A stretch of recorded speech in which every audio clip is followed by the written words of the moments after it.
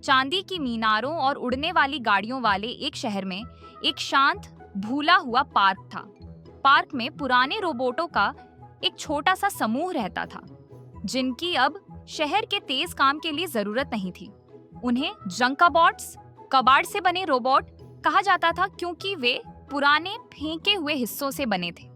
शहर की साफ ऊर्जा आसमान में एक विशाल बनावटी सूरज से आती थी, इसीलिए असली तारे कभी दिखाई नहीं देते थे।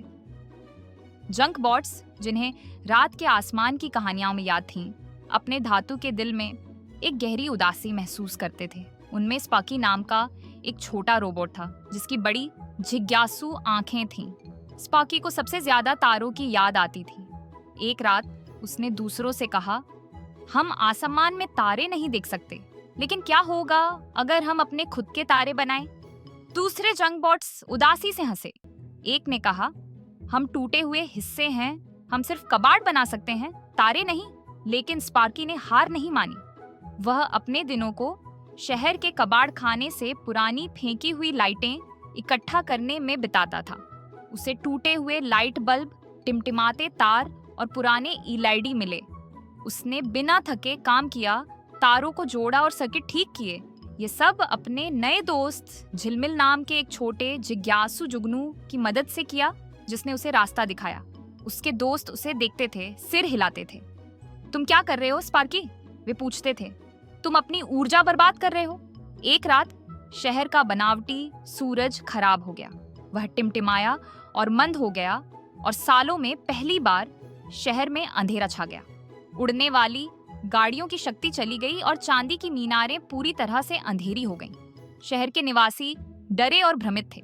पार्क में जंकबॉट्स भी उतने ही डरे हुए थे। चुप्पी और गहरा अंधेरा कुछ ऐसा था जिसका उन्होंने कभी अनुभव नहीं किया था। हालांकि स्पार्की को एक मौका दिखाई दिया। अब उसने अपने दोस्तों से कहा, यह हमारे खुद के आसमान को रोशन करने का समय है।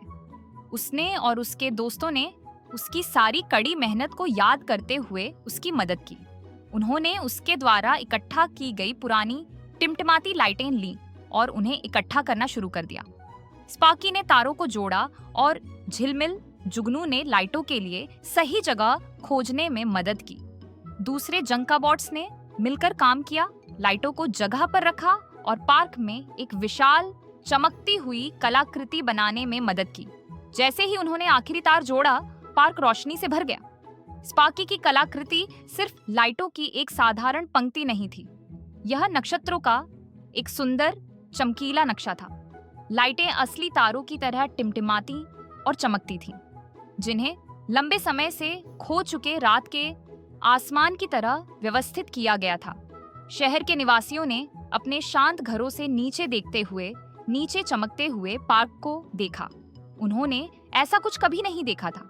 वे पार्क में आए शिकायत करने के लिए नहीं, बल्कि जंकबॉट्स द्वारा बनाए गए नए तारों की प्रशंसा करने के लिए।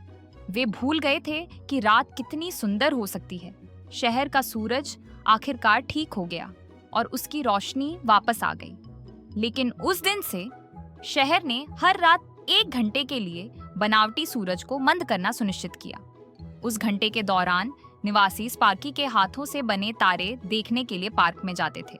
जंकबॉट्स अब कबाड़ नहीं रहे, वे तारों को बनाने वाले थे। उन्होंने सीखा कि पुराने टूटे हुए हिस्से भी कुछ सुंदर बना सकते हैं और सबसे अंधेरे समय में भी रोशनी ला सकते हैं। उनका सबसे महत्वपूर्ण काम साफ करना या बनाना नहीं था, बल्कि हर किसी को भूले हुए रात के आसमान के जादू की याद दिलाना था। दोस्तों, अगर आपको यह कहानी पसंद आई है तो वीडियो को लाइक करें और ऐसे ही और वीडियो देखने के लिए चैनल को सब्सक्राइब करना ना भूलें।